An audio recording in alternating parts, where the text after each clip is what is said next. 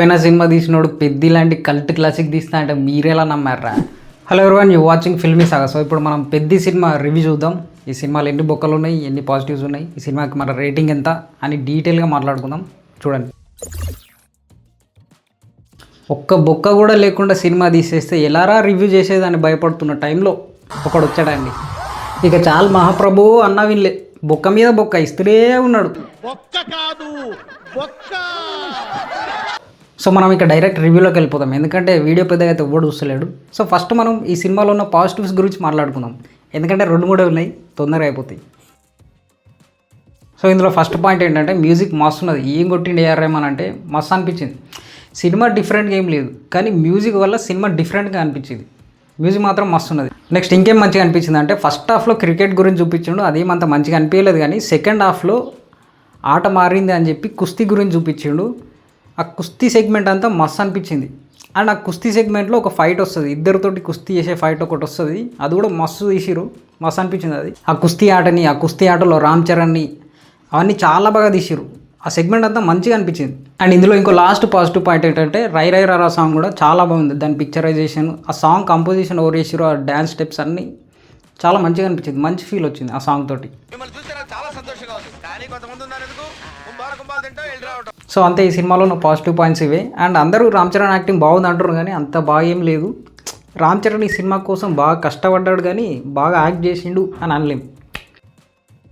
So ఇక మన negative points విషయానికి వస్తే ఈ సినిమాలో ఏది ముట్టుకున్నా ఏది పట్టుకున్నా ఒక బొక్కు ఉంటుంది.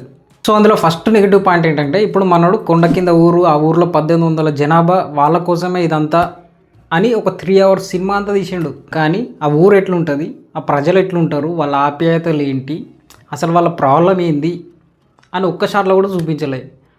ఓన్లీ మాకు నడిస్తే ఇంత దూరం ఉంటుంది, ఇంతసేపు అవుతుంది, ఈ కొండ అంతా దిగాలి ఎక్కాలి అన్న, కాళ్ళన్నీ నొప్పులు వస్తాయి, కొండలు ఇరిగి పడతాయి అని కూడా ఈ ప్రాబ్లం చూపించండు. కానీ వాళ్ళ ఫ్యామిలీస్ ఎట్లుంటాయి, వాళ్ళ ఆప్యాయతలు ఏంది, ఇవన్నీ కరెక్ట్గా చూపించుంటే మనం కూడా కనెక్ట్ అయ్యేటోళ్ళం వాళ్ళ ప్రాబ్లంకి. అరే ఖచ్చితంగా పెద్ద చేసేది అంతా మంచిగానే చేస్తున్నాడు, ఇది వర్తిటేరా అని అనిపిస్తుంది. సో అదంతా లేకుండా ఏం చెప్పకుండా డైరెక్ట్ ఏదో చేసుకుంటూ పోతే మనం ఏడ కనెక్ట్ అవుతాం, ఏడ కనెక్ట్ కాలే. సో ఈ సినిమా బేసిక్ లెవెల్లోనే చాలా బ్లండర్ మిస్టేక్ జరిగింది. నెక్స్ట్ ఇందులో హీరోయిన్ భయ చాలా వరస్ట్గా ప్రజెంట్ చేసిరు ఆమెను. పాపం ఆమె కనిపిస్తే చాలు ఎవడు వాడితే వాడు అబ్జర్వ్ చేశాడు ఆమెని. అందులో ఫస్ట్ హీరోగాడే ఉంటాడు. మళ్ళీ ఇందులో ఇంకో ట్విస్ట్ ఏంటంటే హీరోగాడే ఆ హీరోయిన్ అబ్జర్వ్ చేసిన వాళ్ళని పోయి కొడతాడు.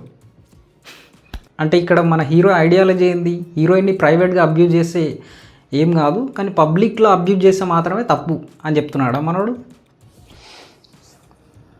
అండ్ ఇంకోటి, హీరోయిన్ కనిపిస్తే చాలు విపరీతమైన ఎక్స్పోజింగ్ అండ్ ఆబ్జెక్టిఫైయింగ్ షార్ట్స్.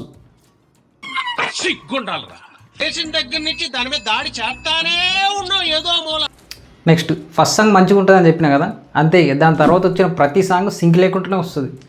అంతా ఏం మంచిగా అనిపించదు, ఏదో ఓకే ఓకే నడవని ఏదో ఒకటి కాంతి అన్నట్టు ఉంటుంది అన్నీ. ఇప్పుడు మనోడు ఆట మారిందని చెప్పి కుస్తీని ఇంట్రడ్యూస్ చేసి ఆ సెగ్మెంట్ అంతా మంచిగా తీసుకోండి. అదంతా అయిపోయేసరికి ఒక 2 hours సినిమా అయిపోతుంది. కానీ బ్రో డింట్ హెసిటేట్.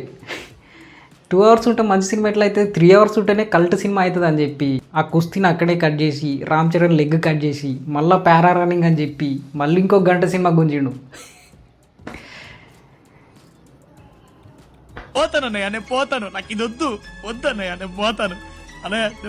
మళ్ళీ ఇంకోటి ఏంటంటే ఈ సినిమాలో ఏ క్యారెక్టర్ని పట్టుకున్నా క్లాస్ వీక్తాడు మనకి. ఒకడేమో కొండ కింద ఊరు అంటాడు, ఒకడేమో ఆట అంటే అది ఇది అంటాడు, ఇంకోడేమో రూపాయి బిల్ అని క్లాస్ వీక్తాడు. మళ్ళీ బ్యాక్గ్రౌండ్లో సినిమా మొత్తం డైరెక్టర్ గారు ఏదో ఒక క్లాస్ వీక్తేనే ఉంటాడు.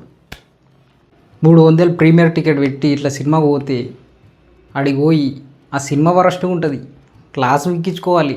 మళ్ళీ థియేటర్ కూడా ఏసీ కూడా వేయలేదు, అంత చెమటలు ఉబ్బరిపోతా. Worst experience.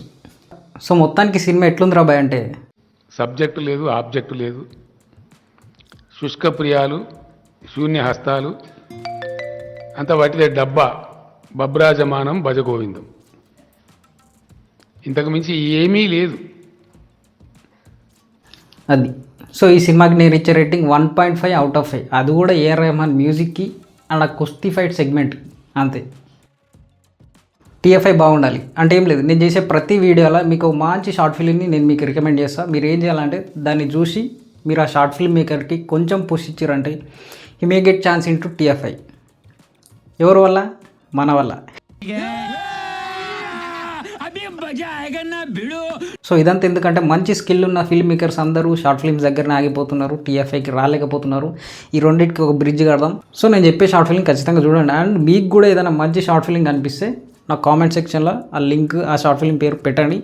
ఇది ఇక్కడ రికమెండ్ చేస్తా, అందరిని ఎంకరేజ్ చేద్దాం. సో ఈరోజు నేను మీకు రికమెండ్ చేయబోయే షార్ట్ ఫిల్మ్ అమీనా.